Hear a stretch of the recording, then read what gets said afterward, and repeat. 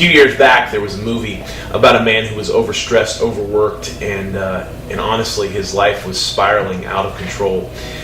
Adam Sandler plays this man in a movie called Click, and he went to a store looking for a remote control because they had lost it for his television, and what he walked out with was a universal remote controller. This controller had the potential of really controlling every aspect of his life. He could rewind, he could fast forward, he could pause, he could skip chapters altogether. Now, this seemed like a really good idea at first. He felt like he knew best which chapters, which scenes, and which parts of his story needed to move more according to his plan than anyone else's. And he exercised that power quite intently at first. But he came to discover something. That the more he remained in control of his own life, the more chaotic and broken things got. The more this universal remote controller started to take on a life of its own.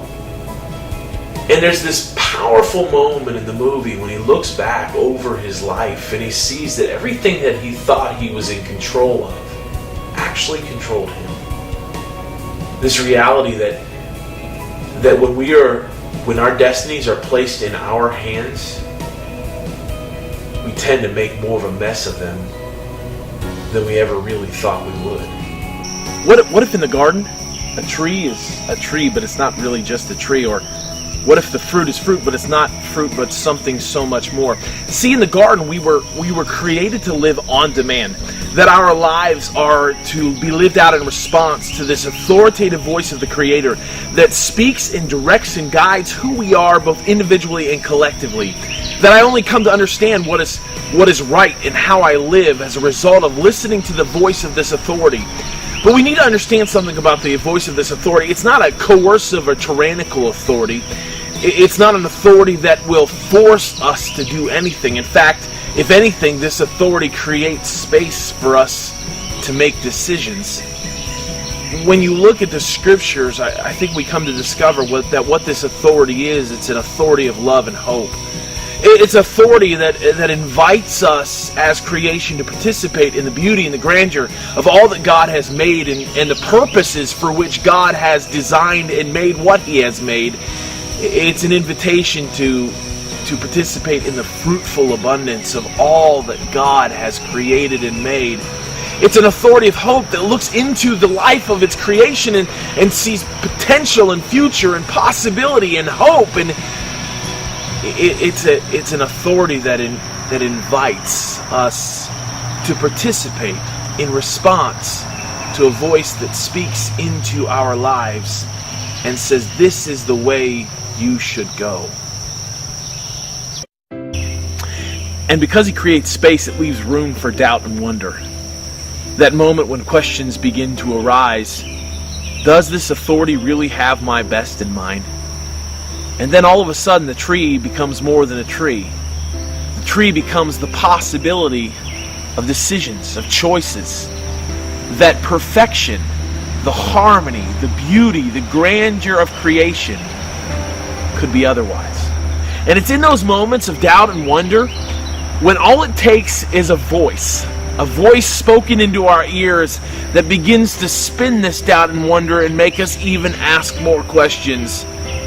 Did He surely say that life was best served by surrendering and yielding to Him?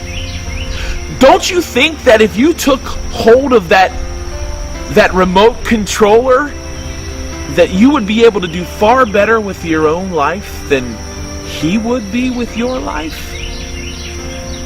Don't you think it would be better if you were in control? And it's in that moment that doubt seizes upon us and is conceived in us, and it begins to mature. And we look up at that tree, and all of a sudden the fruit, which is no longer fruit, becomes that universal remote controller that we reach up and we grab hold of.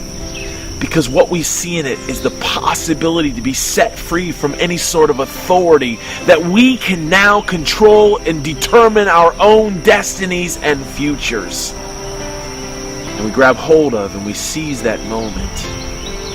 and we begin to execute control over our own lives, only to come to discover that the longer we remain in control, the more damage that is done. As soon as we seized our own destinies, took control, there was this cosmic shattering sound.